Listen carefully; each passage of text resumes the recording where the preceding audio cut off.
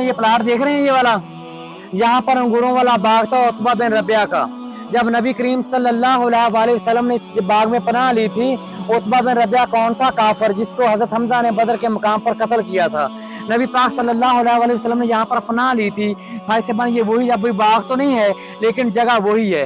अगर आप ये सामने मस्जिद देखेंगे, एक मीनार वाली मस्जिद है, ये मस्जिद अदास, मस्जिद अदास। अदास ये गुलाम था उतबा बिन रबिया का, जिसने नबी पाक सल्लल्लाहु अलैहि वसल्लम को अंगूर पेश किए तो नबी करीम सल्लल्लाहु अलैहि वसल्लम ने अंगूरों को नोश फरमाया। जब थोड़े अंगूरों को नोश फरमा लिया तो अदास ने कहा, या रसूलल्लाह, मैं आपसे एक बात करना चाहता हूँ। तो मेरे नबी ने कहा, अदास पूछो। तो अदास ने कहा, या रसूलल्लाह, अंगूर तो खट्टे थे लेकिन आपने एक बार भी नहीं कहा कि अंगूर खट्टे हैं। तो मेरे नबी ने फरमाया कि अदास, अंगूर वाकई ही खट्टे थे, अंगूर हकीकत में खट्टे थे, लेकिन मैंने इसलिए नहीं कहा कि कहीं दिल अदास का दिल ना टूट जाए।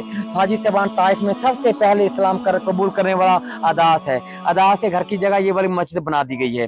ये सामने अंगूरों वाली बाग की जगह है। अब अंगूरों वाला बाग तो नहीं है लेकिन उस जगह के कुछ निशानात बाकी हैं। सब भाई ज़ियारत करेंगे, इसके बाद मस्जिद अदास में आएंगे। मस्जिद अदास की ज़ियारत करते ही आप बाहर मेरी तरफ बाहर आ जाएंगे। ठीक है, यहाँ पर देर नहीं करनी, चलते हैं आगे, हमने दूसरी ज़ियारत भी करनी है। चलो धीरे से आराम से आगे